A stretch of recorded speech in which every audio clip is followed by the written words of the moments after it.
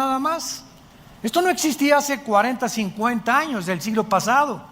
Si tú eras comunista o eras socialista, era imposible, que fue el problema de la Unión de Repúblicas Socialistas Soviéticas, la antigua Rusia, que Gorbachov confesó: fracasamos el comunismo por aislarnos del capitalismo y haber sacado a Dios de Rusia.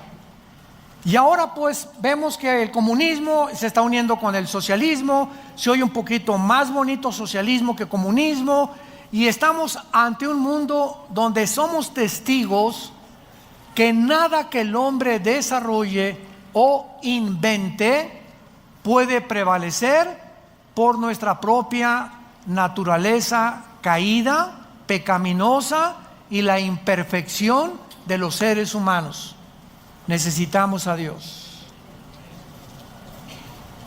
Filosóficamente, los ateos, es imposible que un ateo en un debate actual pueda una persona adjudicarse ese calificativo de soy ateo, porque ahora una persona que diga soy atea no sabe filosóficamente que es insostenible mantenerse ateo, porque si una persona te dice ateo, filosóficamente lo destruyes, lo desmoronas, porque esa persona simplemente te va a decir: es que yo no creo en nada y no creo que exista Dios y que ahí acaba todo. En ese momento tú le dices: entonces tú te estás constituyendo en un Dios. Porque cuando una persona dice yo no quiero ninguna deidad, no le quiero rendir cuentas a nadie, ni mandamientos, no quiero obedecer a nadie más que a mi propia conciencia y a mi propia moral que yo me voy a inventar, en ese momento esa persona se ha endiosado.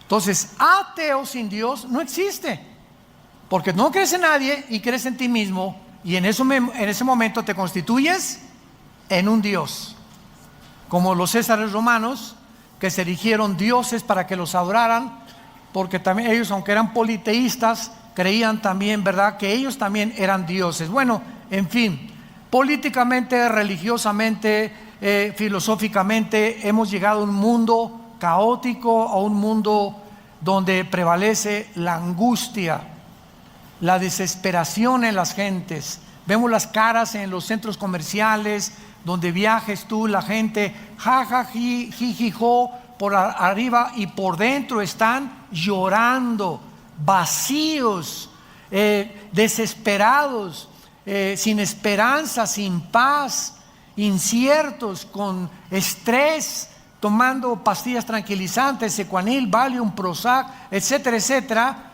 por la causa e incertidumbre que reina en el mundo.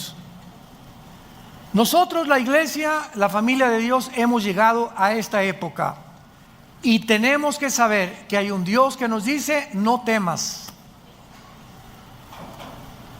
nunca te dejaré, nunca te abandonaré, estaré contigo todos los días del mundo, pero acércate a mí. Hoy más que nunca acerquémonos a Dios. Y cuando hablo yo acerquémonos a Dios, estoy diciendo acerquémonos a la Biblia. Tú te separas de este libro, te separaste de Dios. Mis palabras, Jesús dijo, son espíritu. Lo que está aquí escrito entra a nuestro espíritu. El intelecto es enriquecido por la sabiduría divina, pero el espíritu es fortalecido, te da convicciones, te integra, te da visión, te da paz. Y cada día esa esperanza a la que todos fuimos llamados crece dentro de ti.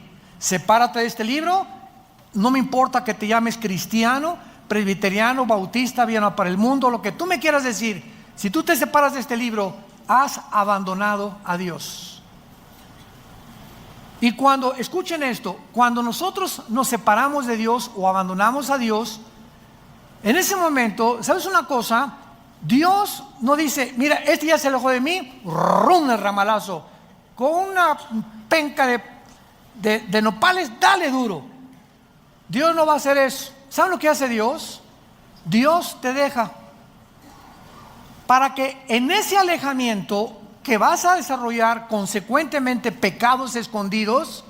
Esos pecados van a operar en tu vida y Dios va a dejar que operen en tu vida para que cuando operen en tu vida te des cuenta la destructividad y las terribles consecuencias de haberlo abandonado. Por eso la Biblia continuamente nos dice que no hay bendición más grande para el ser humano que saber que su presencia nos acompaña.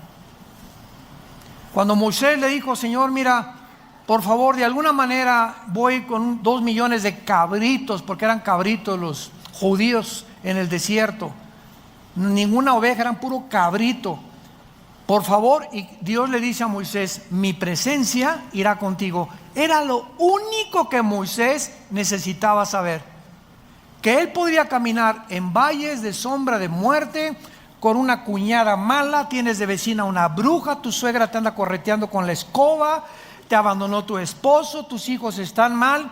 No importa las circunstancias a nuestro alrededor, qué pesimistas o graves se encuentran, si la presencia del Santísimo está en tu vida, vences. ¿Qué vences? Vencerás la depresión, la frustración, el rencor, la amargura, la desesperanza que el mundo nos ocasiona. Pero todo está aquí. Y muchos cristianos inclusive se atreven a venir a la iglesia el domingo sin esto. Virgen, ¿a quién invocamos? La de todos los remedios, la de la Macarena, la de Jesús, María y José y el burrito que los acompaña. Increíble. Pero así está la cristiandad. Y se dicen cristianos, pero se separan de este libro. Es que el domingo va a estar en el pizarrón el versículo. Bueno, una de las cosas más maravillosas que encontramos en la Biblia y de lo que se trata toda esta serie, ya no los voy a regañar. Una de las cosas más maravillosas en la Biblia que encontramos es que Dios ha establecido una semana profética de 7 días, porque en 6 días creó la creación y el séptimo descansó.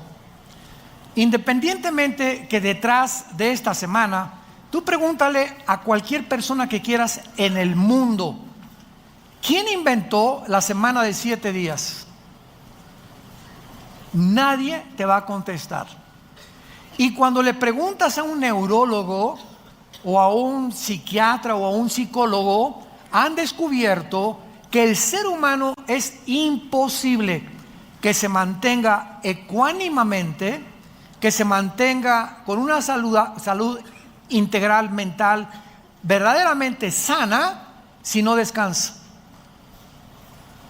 Si tú trabajas 7 días a la semana y tienes ya un mes que no haces nada, que te desligas de tu trabajo, te vas al boliche con tus hijos, una buena película, vienes el domingo aquí, ahorita te vas a comer unos chicharroncitos o al Chapultepec, pero no vas a pensar en nada una vez a la semana, no puedes continuar caminando con salud mental. ¿Por qué? Porque aquí adentro nuestras neuronas son conexiones eléctricas que cuando tú haces, comienzan a hacer así chispas y te comienzan a producir problemas mentales que te van a desenfocar de tu vida, de la sabiduría que necesitamos para el matrimonio, para consejos a nuestros hijos, para resolver otros problemas, porque estás tenso, estás tensa. ¿De dónde viene esa tensión? De tu incredulidad. Has llegado a ese punto simplemente porque no crees en Dios. No es cierto que creas en Dios. No es cierto que crees en la Biblia. No es cierto que estás memorizando la Biblia a diario. No es cierto que todos los días le echas tu ansiedad sobre él y llegas todos los días: Padre, el oro cayó, el dólar cayó, mi hija se fue, mi esposo me abandonó, mataron a mi perro, se comió un gato, a los ratones de mi casa, etcétera, etcétera. Lo que pase en tu vida, si tú tienes paz, y la presencia de Dios está contigo, porque tienes contacto con Él diario, con este libro, tú vas a vencer. Tú vas a ser y vas a formar parte de los vencedores que habla Cristo en el mensaje a las 7 iglesias en el Apocalipsis. Los que vencieren, los que vencieren, los que vencieren, los que vencieren. Y dice 1 Juan 5, 4 y 5, esta es la victoria que ha vencido al mundo, los que somos hijos de Dios. ¿Eres hijos de Dios? Eres vencedor. Y si no eres vencedor, es porque realmente no has nacido de nuevo, porque Dios no nos ha dado un espíritu de cobardía. Entonces, a partir de la semana que Dios estableció y se la dio a Israel para que descansaran el séptimo día, a nosotros nos dio el primer día, que es el domingo. Ya no vamos a meternos mucho en eso, hablé en la antigua conferencia de esto. Y la cuestión es la siguiente: Dios le da a Israel la semana de 7 días para que entiendan que el sábado no hagan nada, piensen en Dios nada más, alaben a Dios con la familia, etcétera, etcétera, se desliguen de todos los pensamientos de la semana. Y le dio Dios a Israel también la semana de años. 6 años tu esclavo, tu siervo doméstico trabaja contigo. El séptimo, en el año 7, lo vas a dejar ir. Entonces, este patrón lo vemos de una forma muy clara en la historia de la Biblia, porque si hacemos cuentas de Adán a Abraham, ¿cuántos años hubo? 2000. De Adán a Abraham, 2000 años. De Abraham a Cristo, 2000 años. ¿Cuántos llevamos? Muy bien. Y de Cristo a nuestros días, ¿cuántos llevamos? Si para Dios un día son 1000 años y 1000 años un día para Dios, estamos entrando o finalizando, ¿qué cosa? El año 6000 de historia. ¿Qué sigue? El día sabático o el milenio, que es el reino que Cristo prometió y en el cual se considera el descanso para nosotros, la iglesia, y para los judíos convertidos. Siguiendo este patrón, la pregunta es: ¿cuánto tiempo nos falta para que acaben estos 2000 años y sepamos de alguna manera, porque nadie puede poner una fecha para la venida de Cristo, podemos bíblicamente, de esto se trata esta serie, podríamos bíblicamente establecer un tiempo en el que realmente estemos seguros, sin ningún lugar a dudas, que nos encontramos en el año 6000 y que estamos a punto de salir del mundo para que Dios termine con Israel en la tribulación? Y la respuesta es sí, sí, sí. Esta semana que Dios establece en Israel es muy interesante. Veamos rápidamente, por ejemplo, en Éxodo capítulo 24. Ya ven por qué no trajeron la Biblia. En Éxodo 24, versículo 16, vemos estos 6 días que se repiten por todo el Antiguo Testamento. Esto es interesantísimo. Aquí en este pasaje Dios, recordamos, instruyó a Moisés que suba al monte Sinaí. Y ahí tenía que esperar, antes de reunirse con él, ¿cuántos días? Y la gloria de Jehová reposó sobre el monte Sinaí, y la nube lo cubrió por 10 días. Los que trajeron la Biblia sí saben contestar. Por 6 días, ¿qué días ni qué 10? Por 6 días. Y el séptimo día llamó a Moisés del medio de la nube. ¿Ustedes creen que es coincidencia esto? Cuando Dios menciona 5, 2, 15, 20, 40, nunca en la Biblia encontramos un solo número, algo que Dios relacione con la gematría, que es los números en el original hebreo, que no tengan un simbolismo profético. Apunten eso y recuérdalo como estudiante de la Biblia. Qué interesante que 6 días tenía que esperar Moisés. ¿Y por qué el séptimo? Porque era cuando Dios se iba a encontrar con Moisés. Veamos otro ejemplo, otra vez, de 6 días. Josué capítulo 6. Otro ejemplo donde se repite este mismo patrón en la toma de la ciudad de Jericó. Aquí se le instruye a Josué que ordene a los israelitas y a los sacerdotes que rodeen la ciudad de Jericó, cargando el arca y sonando los tutú, tutú, los chofares. Y veamos qué dice el pasaje, Josué 6 del 3 al 5. Veamos las órdenes. Rodearán la ciudad todos los hombres de guerra, yendo alrededor de la ciudad una vez. Esto harán durante 6 días. Qué interesante, otra vez.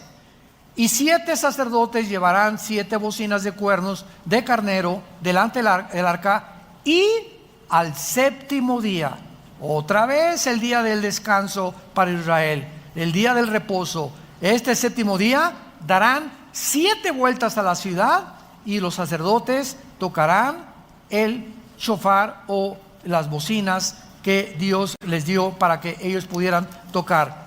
Vemos nosotros también que en el Antiguo Testamento se repite el patrón: 6 días y al séptimo te va a recibir Dios, 6 días Josué y al séptimo va a caer esto.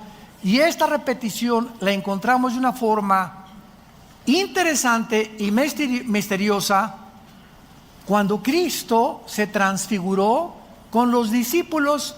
Vayamos ahora al Nuevo Testamento, Marcos capítulo 9, y veamos otra cosa tan interesante de por qué otra vez 6 días y en el séptimo Cristo se transfigura.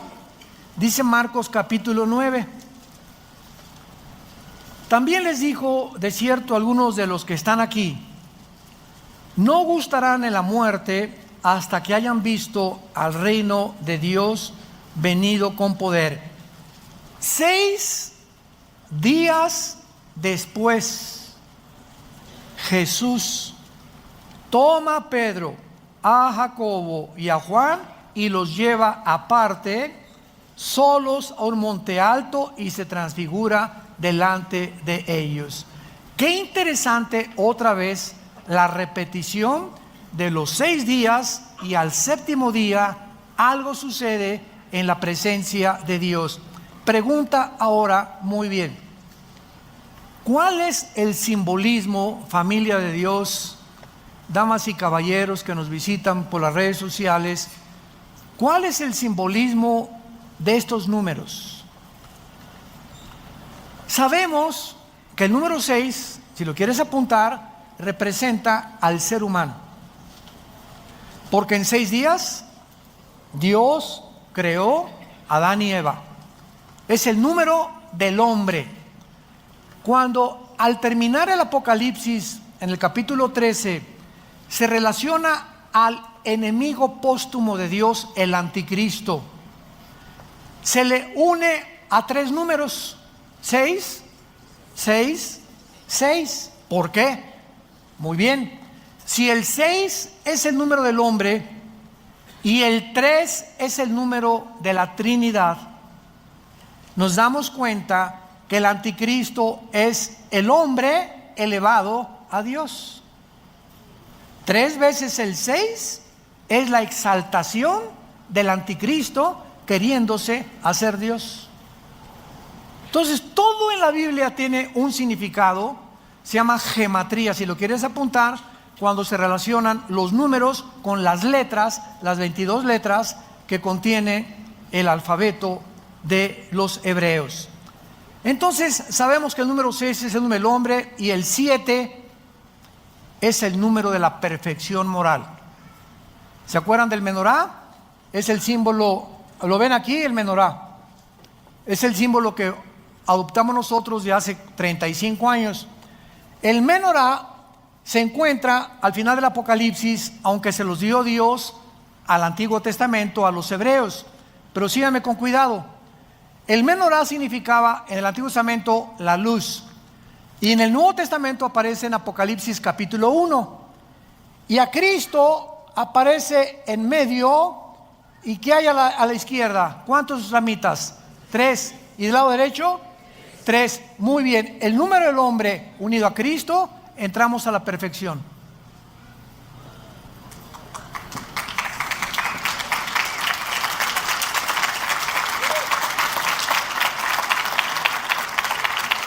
Cualquiera que me escucha, tú como ser humano, sin Jesús, eres una persona incompleta. No es hasta que Jesús entra a nuestra vida que subimos a un rango donde comenzamos, aunque no lo alcancemos en esta vida, de espiritualidad, donde la mente se nos abre y comenzamos a entrar a la dimensión espiritual mediante la Biblia, y nuestra vida comienza a ser restaurada, porque Jesús ha entrado y nos convertimos en la luz del mundo. Y tú eres la única luz en el salón de tus clases.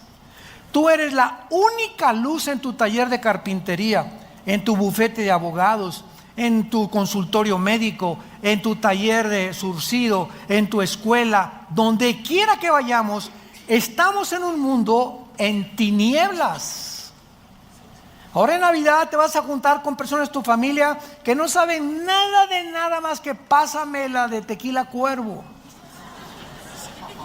Y viva Jesús y viva Zapata también.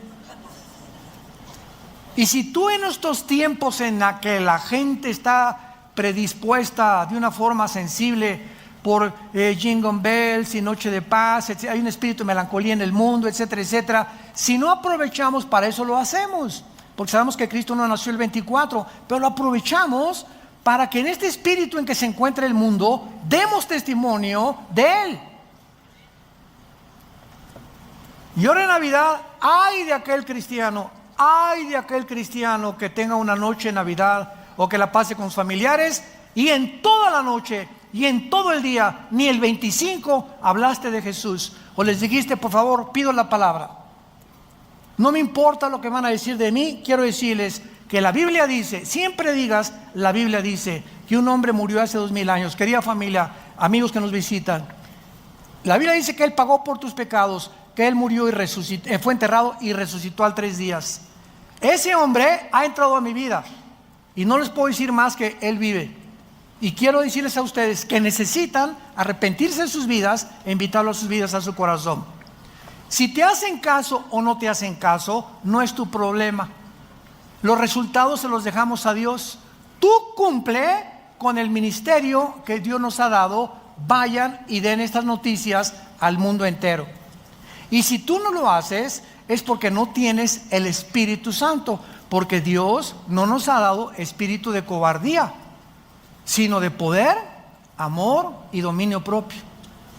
Entonces, si tú estás chico palas, y hay que van a decir de mí mis cuñaditos, y por aquí por allá, esta cobardía que te invade, te denota que no tienes el poder del Espíritu Santo, y por eso no das testimonio.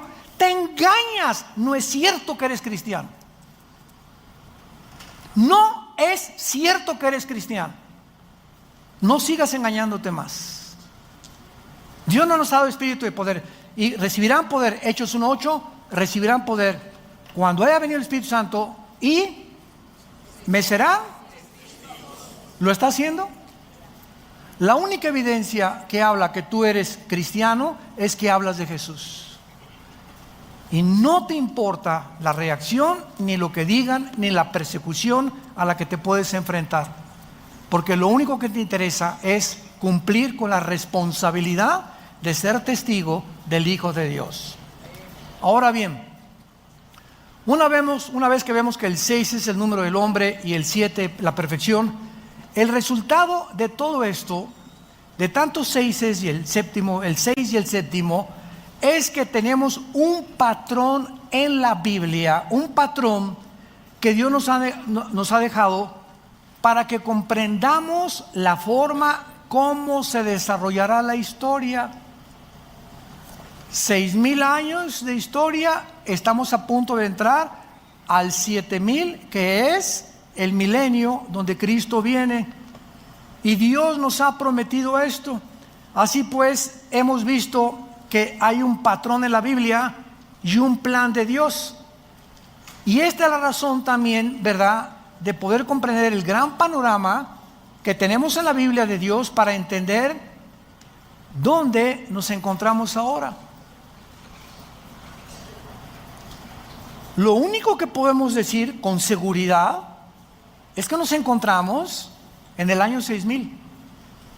De eso no hay dudas, porque de Adán a nuestros días ha habido 6000 años de historia de acuerdo a las genealogías de la Biblia, con diferencias de años bisiestos, cuando se cambió el calendario lunar, que es de 360 días, por el calendario gregoriano, que le aumentaron 5 días, minutos, segundos. Estamos en años 365 días, los judíos son sus años de 360.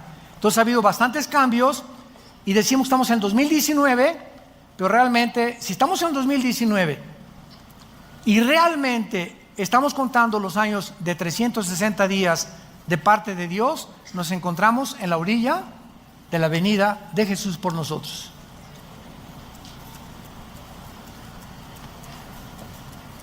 Ahora tenemos que ver este grande panorama, ¿verdad? Ahora vamos a 2 de Pedro, capítulo 3, en el Nuevo Testamento, y vamos a seguir buscando estas piezas del rompecabezas, porque se nos advierte que en los últimos días, si estamos en los últimos días, vendrían muchos burladores, haciendo mofa del cristianismo, de la Biblia y de los últimos tiempos, como yo he oído a líderes cristianos decir: es que el mismo ronroneo es de hace muchos años. Jesús viene, Jesús viene, Jesús viene, y hasta ahorita no ha venido. Simplemente estas personas ignoran el plan profético de Dios, es todo. Y están expresando barbaridades, porque no entienden que si no ha venido es porque no se ha cumplido todavía los 2000 años que tienen que cumplirse de la época de la gracia y de la iglesia, que es la que estamos viviendo tú y yo actualmente. Segunda de Pedro 3, versículo 3. Sabiendo primero esto, Pedro tenía interés que lo supiéramos, que en los postreros días vendrán burladores andando según sus propias concupiscencias y diciendo: ¿dónde está la promesa de su venida o de su advenimiento? Porque desde el día en que los padres durmieron, todas las cosas permanecen así como desde el principio de la creación. Estos, dice Pedro, los que se burlan, estos ignoran voluntariamente que en el tiempo antiguo fueron deshechos por la palabra de Dios los cielos y también la tierra, que proviene del agua y por el agua subsiste, por lo cual el mundo de entonces pereció anegado de agua. Pero los cielos y la tierra que existen ahora están reservados por la misma palabra, guardados por el fuego en el día del juicio de la perdición de los hombres antiguos. Mas, oh amados, versículo 8. Atención, mas por favor pongan atención, no ignoren esto, que para con el Señor un día es como 1000 años y 1000 años como un día. En otras palabras, deja de hablar tonterías, dejen de hablar barbaridades. Es que si no te ha amanecido es porque a la ley y al testimonio no has recurrido. Piensas que el Señor no ha venido y se ha tardado porque no has hecho un cálculo de entender que no puede venir hasta que no termine la época de la iglesia, que son 2000 años. Y esta verdad se repite en el Salmo 94, que para Dios un día son como 1000 años y 1000 años son para Dios como un día. Muy bien. Ahora vamos a echarnos un clavado más profundo todavía. Vamos al libro de Oseas, en el Antiguo Testamento, Oseas, capítulo 5, y vamos a encontrar y descifrar otro misterio escondido, maravilloso, que tal vez muchos lo habíamos leído, y yo hasta hace algunos meses también pude, ya realmente me resaltó así, como decían los griegos, eureka. Cuando los griegos descubrían algo decían eureka, o sea, se hizo la luz, o recorcholis, zambomba, lo he encontrado, lo he descubierto, de repente, ya lo entendí. En Oseas capítulo 5, hasta ahorita hemos podido identificar el patrón de los 6,000 años de historia humana, compuesto por las semanas de días que Dios le dio a Israel. Pero ¿cómo sabemos, qué es lo que vamos a continuación a tratar de responder, cómo sabemos que en este plan profético de Dios va a continuar como es esperado? O sea, ¿cómo tenemos la seguridad? Viene la pregunta lógica, válida, que son 6,000 años.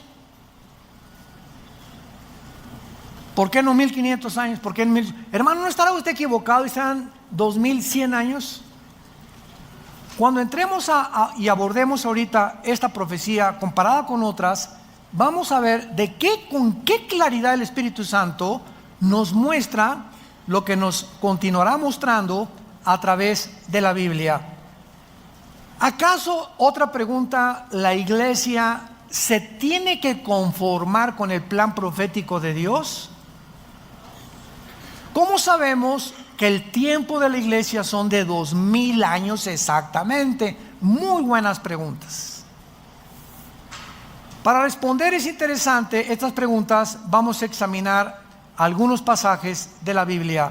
Oseas 5, del 15 al capítulo 6, versículo 2. Oseas 5, comenzamos en el versículo 15. Por favor, saca tu microscopio y tu lupa. Dice así: andaré y volveré a mi lugar. Andaré y volveré a mi lugar hasta que reconozcan su pecado y busquen mi rostro. ¿Se acuerdan? Familia de Dios, ¿se acuerdan cuando Jesús entró a Jerusalén llorando y dijo estas palabras? Jerusalén, Jerusalén, que matas a los profetas y como la gallina a los pollitos los he querido y ustedes no quisieron. ¿Y se acuerdan lo que Jesús dice a continuación? Baruch Hashem Adonai Eloheinu, en el hebreo, que dice: me dirán hasta que me digan, Baruch Hashem, hasta que ustedes me digan, bendito el que viene en nombre del Señor, regresaré a Jerusalén. O sea, hasta que Jerusalén se convierta espiritualmente, Jesús no puede regresar a Israel. Y 600 años antes, el profeta Oseas dice: ¿de quién creen ustedes que está diciendo andaré y volveré a mi lugar hasta que reconozcan su pecado? ¿De quién está hablando? De Jesús. Oseas se adelantó a las palabras proféticas de Jesús. Hasta que cuando yo regrese, reconocerán su pecado y buscarán mi rostro, en su angustia me buscarán, que será el tiempo de la tribulación. ¿Vamos bien? ¿Capiche? Capítulo 6. Vengan y volvámonos a Jehová, porque Él arrebató y nos curará, hirió y nos vendará. Por favor, saquen su lupa. Nos dará vida, subraya la palabra vida. Después de 2 días, al tercer día nos resucitará. Subrayen la palabra resucitará. Son 2 palabras diferentes, vida y resurrección, que vamos a explicar. ¿Después de cuántos días les dará vida a Dios a Israel? ¿Serán días de 24 horas? Días de años, 2,000 años. Ya me voy.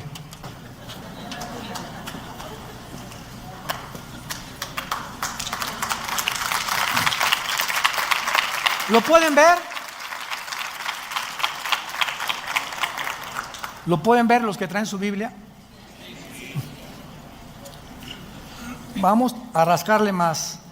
En el tercer día nos resucitará y viviremos delante de Él. Muy bien.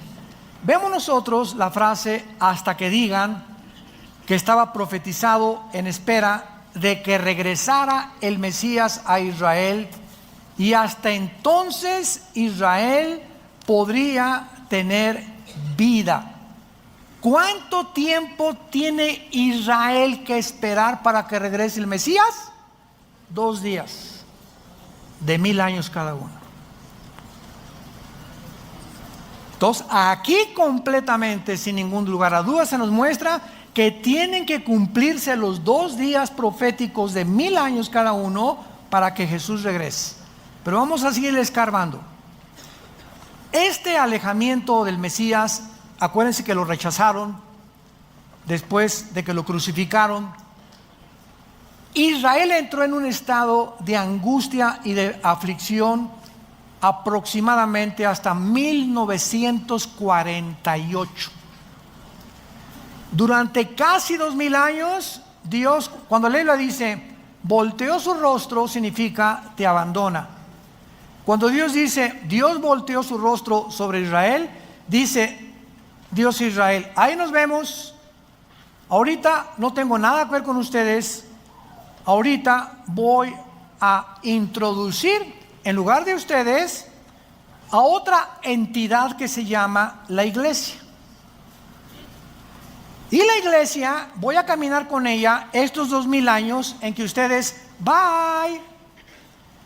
Y tengo que terminar con la iglesia cuando terminen los 2000 años para que ustedes, yo siga con ustedes, porque no los he abandonado. Ahí se me quedan en la banca, no entran a la final.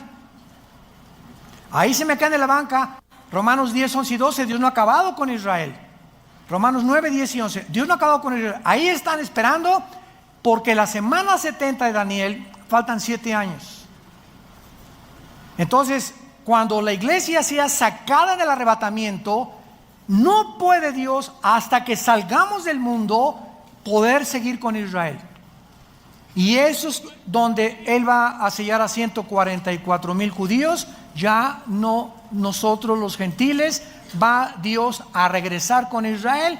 Y en todo el Apocalipsis encontramos a los israelitas, aunque va a haber gentiles convertidos, pero no puede Dios acabar con nosotros hasta que nos saque y comenzar con Israel. Se tienen que cumplir los 2000 años que dijo Oseas y que vamos a seguir viendo que los repitió Jesús. Ahora, muy bien, noten ustedes la distinción entre tener vida y resucitar. Estos dos términos no significan lo mismo, porque ocurren en tiempos diferentes. Tener vida es antes de resucitar, ¿no? Tú no puedes resucitar si no tienes vida eterna. Entonces Dios nos da primero la vida eterna y se nos promete la resurrección, ¿correcto? La promesa de tener vida significa el avivamiento nacional de Israel, no su conversión. Y en 1948, que Israel regresa a su tierra,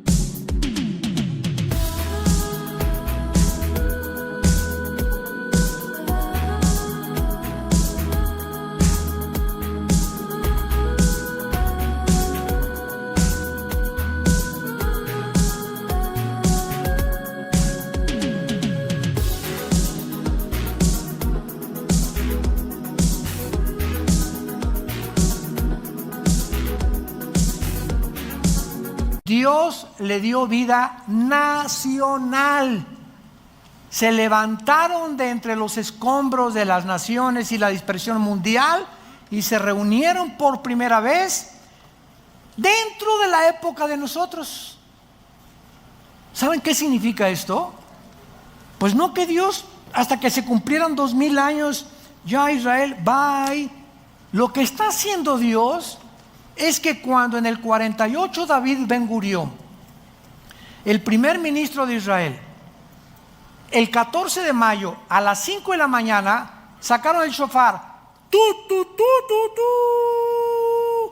y el sonido que hicieron en el 48 es el sonido del shofar que en el libro de los números se hacía para llamar al pueblo.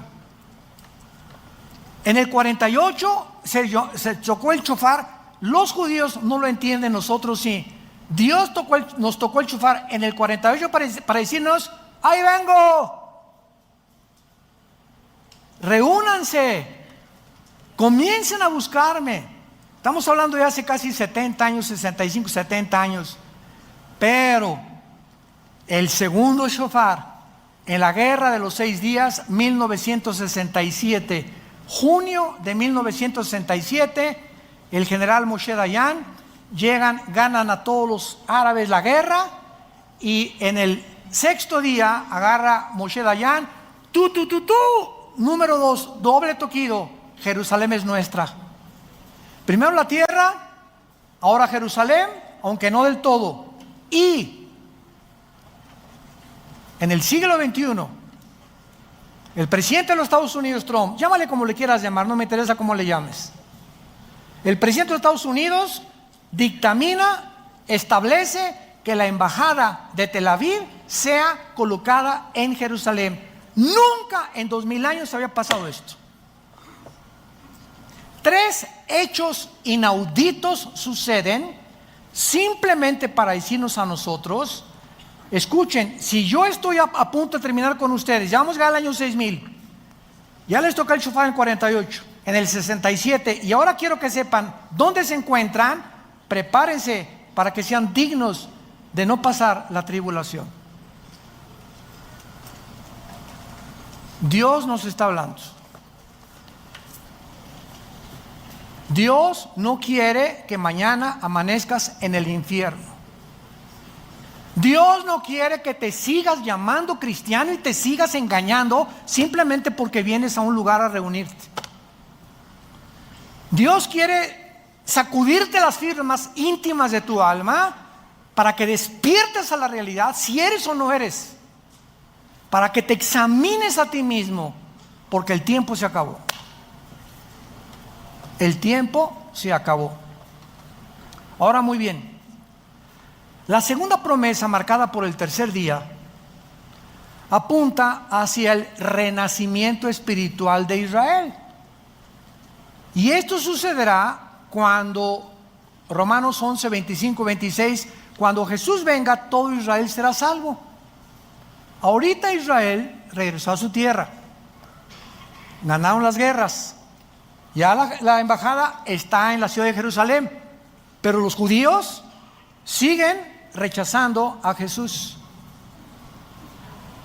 Los que nos acompañen el año que entra a Israel en junio, lo vamos a descubrir cuando vayamos al Muro de los Lamentos.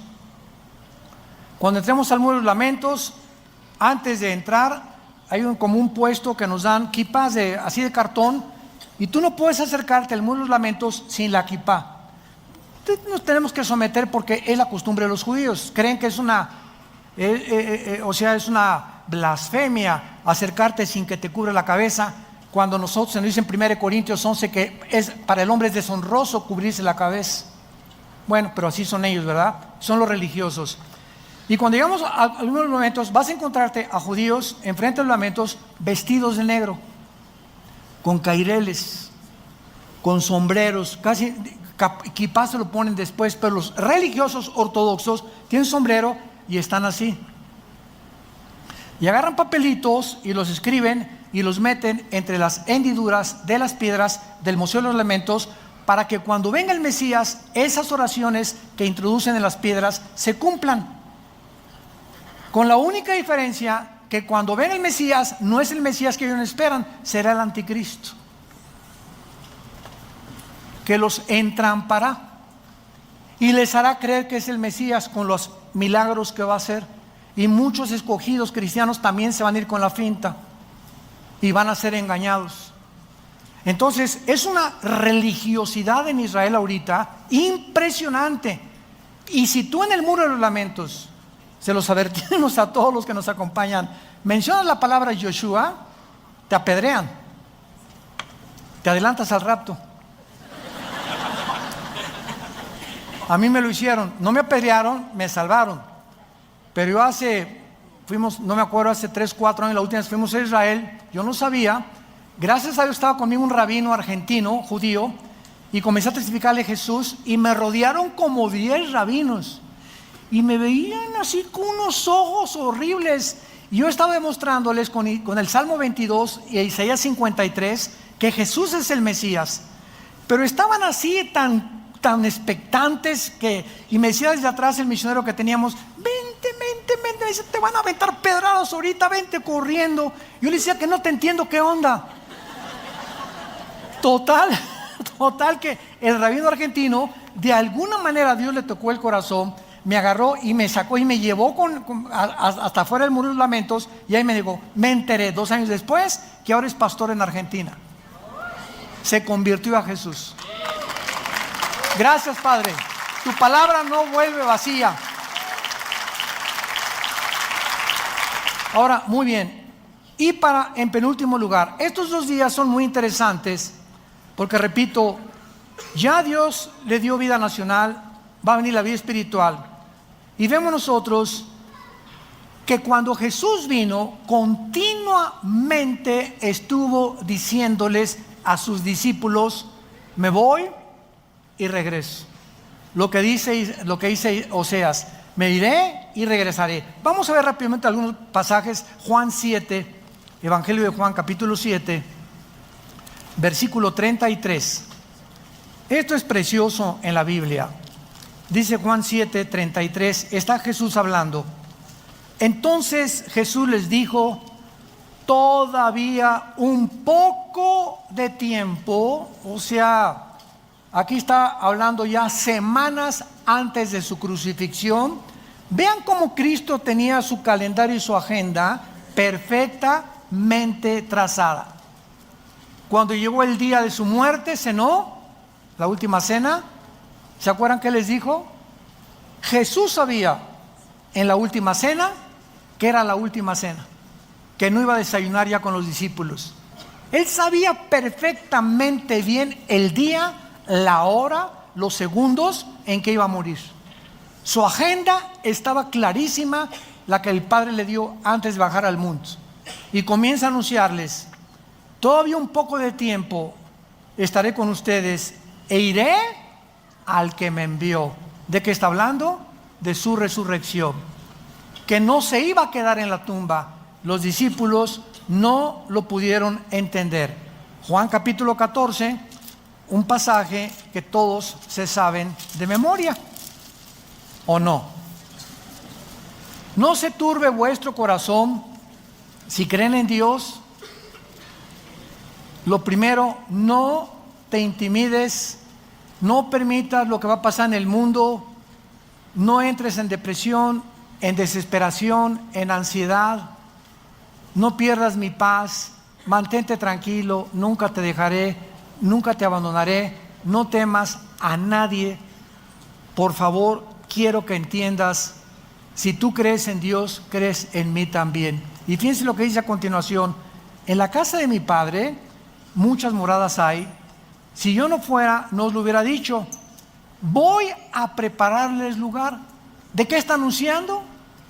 De que iba a morir y que iba a irse a otro lugar, que iba a resucitar. Es de lo que está diciendo. ¿Qué leímos en Oseas? Me iré y regresaré cuando ustedes venga la angustia y la tribulación me buscarán.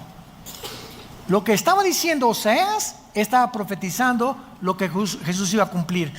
Y si me fuere, versículo 3, les prepararé lugar, vendré otra vez, los tomaré a mí mismo, que es el rapto, para que donde yo estoy, ustedes también estén. Sin embargo, para terminar, aun cuando Jesús anuncia todas estas cosas al pueblo de Israel, sabemos que nadie entendió lo que estaba diciendo. Y lo mismo va a pasar con la iglesia. Miles, millones de cristianos ahorita en el mundo entero todavía no entienden qué es el cristianismo. No hablan de Jesús, no comparten el evangelio, no viven las vidas que Dios quiere que vivamos. Dicen, pero sus hechos lo niegan.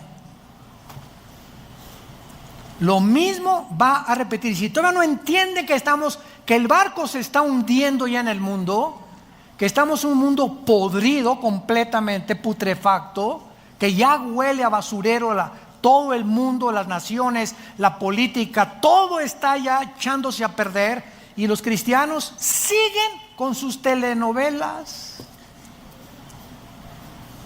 pensando, ¿qué carrera voy a estudiar? Una que deje feria, y si no transo no avanzo, y si esto, y es increíble que así va a sorprenderte el arrebatamiento de la iglesia. Aun cuando actualmente nos encontramos en la época de la iglesia, escuchen esto es importantísimo para terminar. La iglesia cristiana no es la fuerza que guía el plan profético de Dios, es Israel. Por eso hace 70 años, en el 48, Dios hizo, ante la expectación del mundo, una nación, la hizo renacer en un solo día, para recordarnos que el plan profético se cumple en Israel, porque es el factor crítico que Dios usa para mostrarnos en qué tiempo nos encontramos. Israel es el termómetro de Dios. Comenzó llamando a Abraham y terminará llamando a los judíos en Apocalipsis capítulo 5 en adelante. Nosotros estamos en un tiempo intermedio, como una familia nueva que Dios formó, para que demos el último mensaje al mundo, a los gentiles, y entonces vendrá Jesús por nosotros, nos llevará y terminará la semana 70 con Israel. Y la pregunta es, ¿estás tú preparado para encontrarte con tu Dios? ¿Estás tú 100% seguro que si tú murieras hoy en la noche, pero sin ninguna duda, te irías con Jesús? Nadie levante la mano. Pero tienes esa seguridad absoluta. Si no la tienes, dile estas palabras.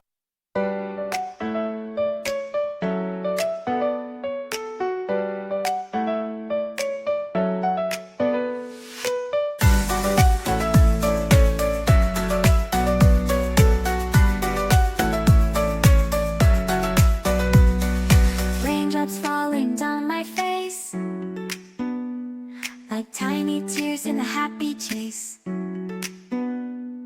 Hopping through the puddle sea, colors dancing wild and free.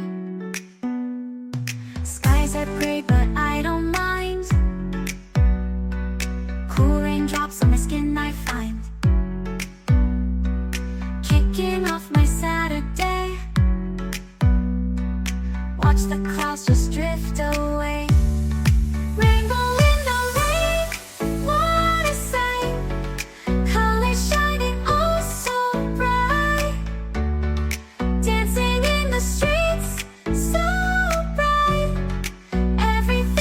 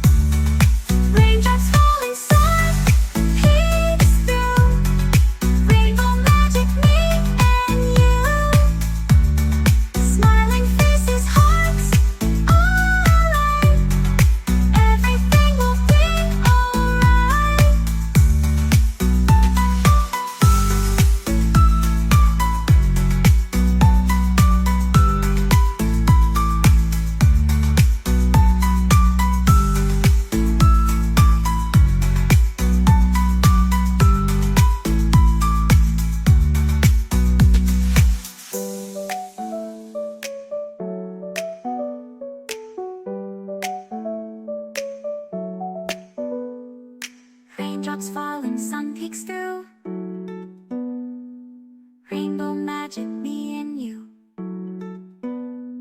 Smiling faces, hearts alight.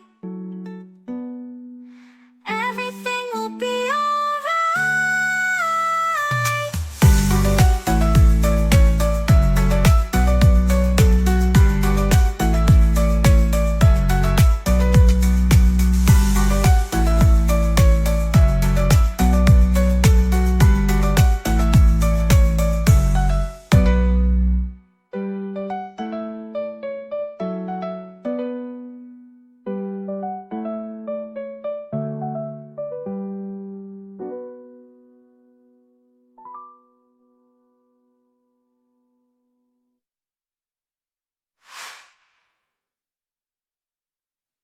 A continuación, en el silencio de tu corazón, puedes inclinar tu cabeza y decirle: Señor mío y Dios mío, te pido perdón por mis pecados.